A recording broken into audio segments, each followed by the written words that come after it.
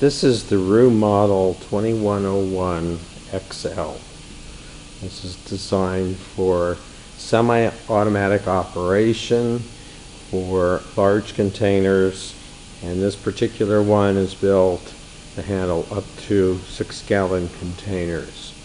We can see the control box, which contains the motor control, controlling the speed, and a time delay device which turns the pump off with a controlled timer, I'll show in a minute on the inside, as to giving the pump to turn off for a few seconds or whatever is required to equalize the pressure in the bottle before the riser comes up, thus eliminating any squirting. Down here we have the controller, which raises and lowers the nozzles and controls the drip tray. And the drip tray is right here. You can see maybe from the side, and it comes out and it slides, and I'll show you in a minute, slides out under the nozzles to catch any drips automatically. So if we get this in focus, if we simply take this lever, turn it down, it starts the pump and the nozzles come down, and you're going to hear the pump going. The liquid is going through the hoses into the fill nozzles, and then any overflow goes back into the tank in the rear, which I'll show you in a minute. There's a set of spacers which are not on the nozzles yet. They'll be in the next video. And by adding or removing spacers, we can change the height up or down in the bottle as to whatever the desired height is required.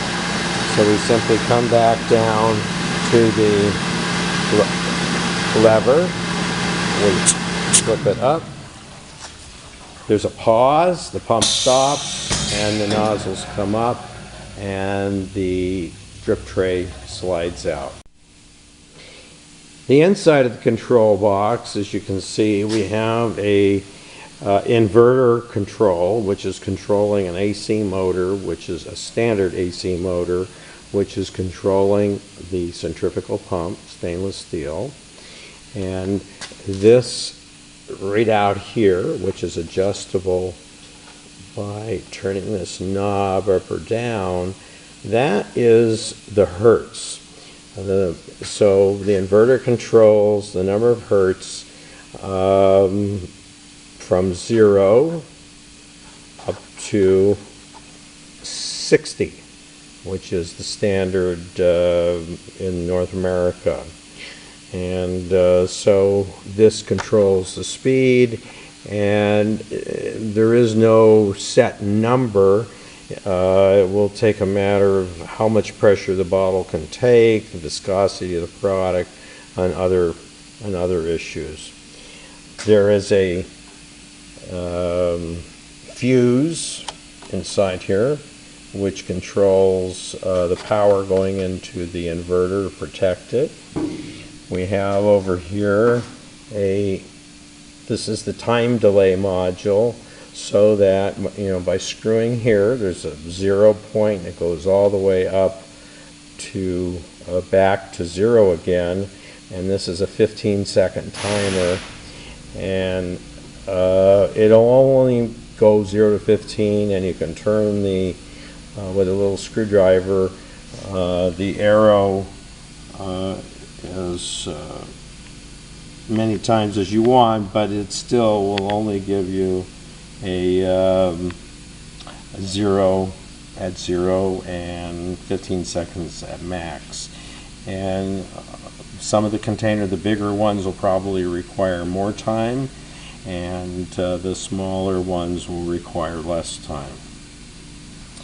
So, and this is a NEMA 4X box, so that it is made with it latched to be able to take wash down. And you know, it's not submergible, but it is if you want to hose off the machine. The machine has 2 of these nozzle bars, one for these small nozzles, which are good for up to the gallon size containers, and then we have some very large nozzles to handle the 2.5 gallon and the 6 gallon container. And they're separate nozzle bars, so by removing these 2 screws here and here, we can, and removing the hoses, we can take this nozzle bar with all of the nozzles off and set it aside, replace it with a nozzle bar that has the large nozzles on it, and so that there's less work.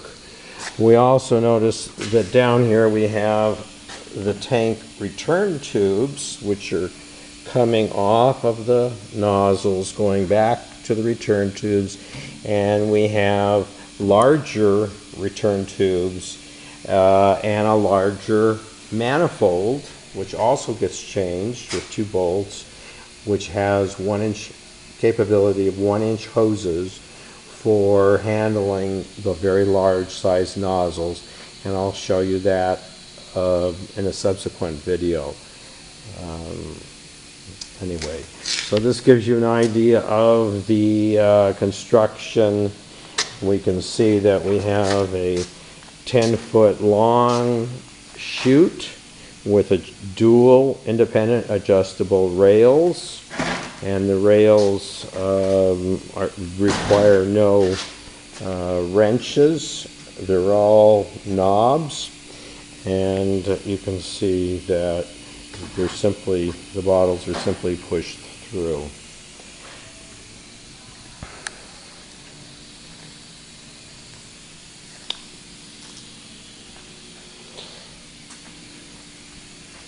On the rear of the machine, we have the air cylinder, which guides the drip tray in and out. And you see these springs on here. These are for when the air is turned off, that the drip tray will automatically retract with no air, so that the drip tray will not hit the bottles if any bottles are left underneath. And so the manifold is connected to this large feed hose, and the feed hose comes down to show we have a pump on the bottom that's all stainless steel plumbed with a valve at the bottom of the tank with a stainless steel ball valve and a drain outlet. So if we close that valve, we can open the fitting and drain out any contents. We can make a special fitting with another valve, whatever your setup is, so that if there's some product left in the tank, we can or you can save it.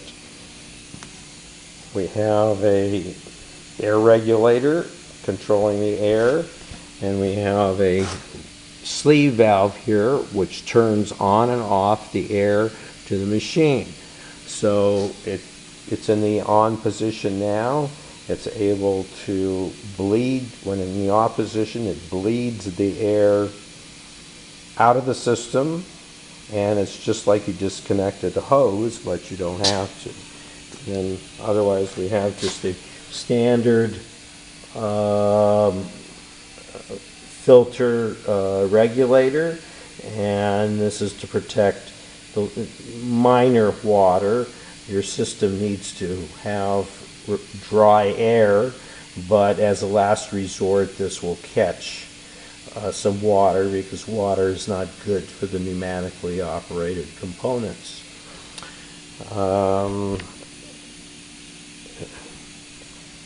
Now we can see the tank, which is a large rectangular tank which can be removed, but it's set in with 5 bolts holding it down in different places. I'll show you the inside.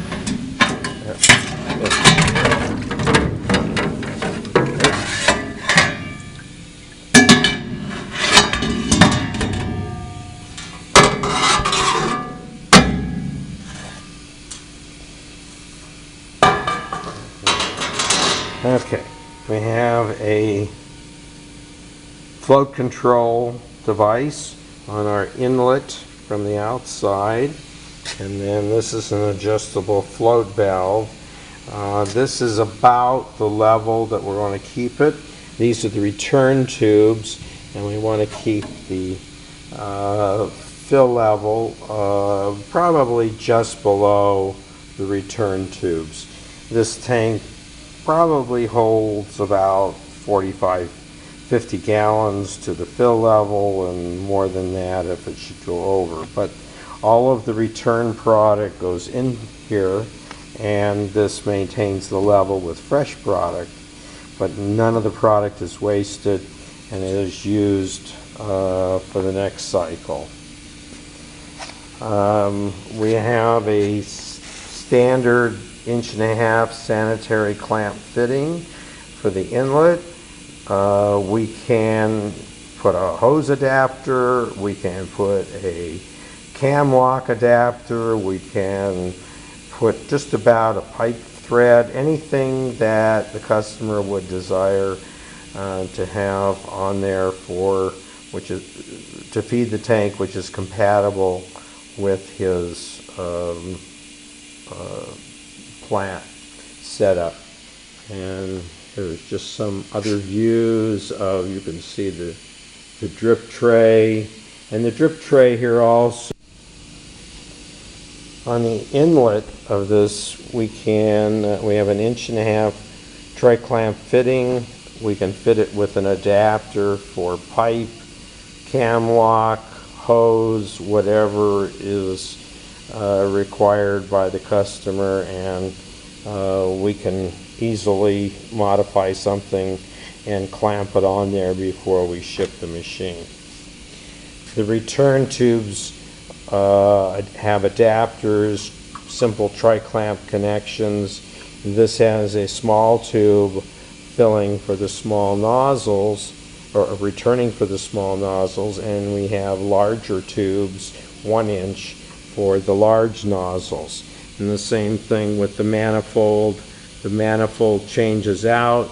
It has very large 1 inch fittings to feed the product to the 1.5 inch nozzles. So obviously we can fill the very large containers, but they will not fit in to what's sitting here are gallons. So the gallons on down will work fine with the nozzles that are on the machine currently. We can see the pump. It's an AC pump with a stainless steel centrifugal pump with a 1 horsepower motor. There's the yellow handled valve which cuts off the flow from the tank, and by closing that off we can drain what's in the system, or we can use it to drain the tank out into a drain or another vessel, or whatever, if there's some residue left over that you want to get out and not leave in the machine overnight. Though we do have a cover, a tightly fit cover that's a dust resistant. It's not airtight, but it's a dust and fume sealing cover. And I walk around the machine. The machine requires 115 volt, about 10 amps, and it requires air at about 95 psi at about 3 cubic feet per minute. It has a on-off valve here, which not only turns the air off but bleeds the air off to the system. A gauge indicating the pressure that's set by the regulator here, and then another view of the extra large chute, which is 10 inches wide, and the rails open to about 11 inches. So we have plenty of room for the 6-gallon containers, and everything has leveling feet for the floor, that whether it's which all floors are uneven, but you can level everything out. And it's very sturdy. It's all 304 stainless steel. It's all washed down. It's all washed down, and the just to show that the drip tray has a drain, and that drain has a little hose here that will run back to the tank. So all of the residue that's formed in here, if there's any drips that it picks up, will automatically drain back to the tank.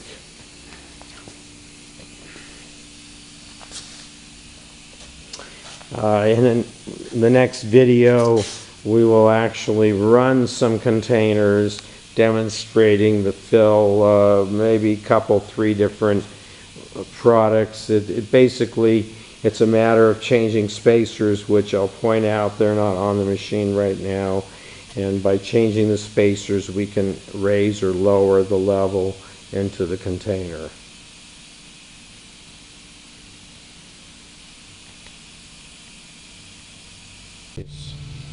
Holes.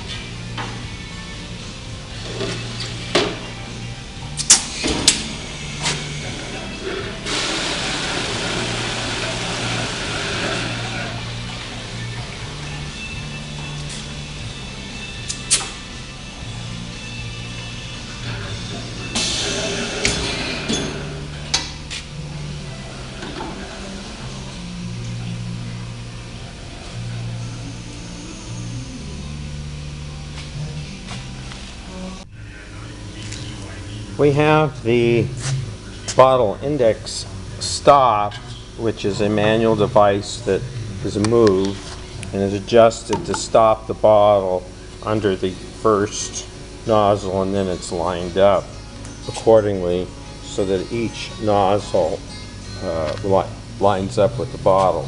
So you can see that we are filling, these look like 8-ounce containers, and we first filled 1-gallon containers. And so we have this control that needs to be operated by the attendant, and then the control here. There is the adjustable timer was working so that there was a delay. I exaggerated it so it was visible, but the smaller the container, the less delay that's required, because the bottles do not swell as much, and we have to allow that pressure to equalize, unlike the 1-gallon containers, which will need more. And of course that adjustment is in here in the box. Now these are the change parts that will go for running the 2.5-gallon and the 6-gallon container, and these you can see are quite large nozzles. These are 1.5 inch diameter, and then this is the larger manifold and return nipples that quick clamp onto the tank with hoses which will be supplied, that'll be pre-cut, and it will fill all of these containers plus the ones that the one that's missing in the hole there that was on the machine. Looked like an 8-ounce container, and I think that pretty well covers it. We have our spacers in here, and by changing the spacers around we can get almost any combination of fill height. So the deeper the nozzle goes down, meaning fewer spacers, the lower the fill, and the more spacers that are put in, the nozzle will go in less and it will fill higher. So that is a determination that the customer will have to make at the time to make sure that the containers are filled with what the adequate amount of product is desired for the machine. And that pretty well covers it. You can see everything is stainless steel, everything is washed down. I think the only tool that might be required is for these nuts. On the small ones, they're on top. On the large bar, these same nuts will be underneath, and they'll have larger hoses that will connect onto these fittings here, and there will be larger hoses and larger nipples that fit onto the manifold here. So those two things will be changed.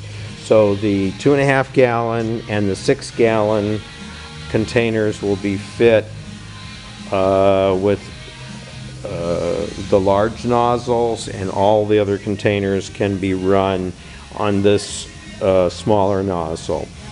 And then the rails can move in and out, up and down. They're almost infinitely adjustable to accommodate any round or rectangular container things that you may want to do in the future.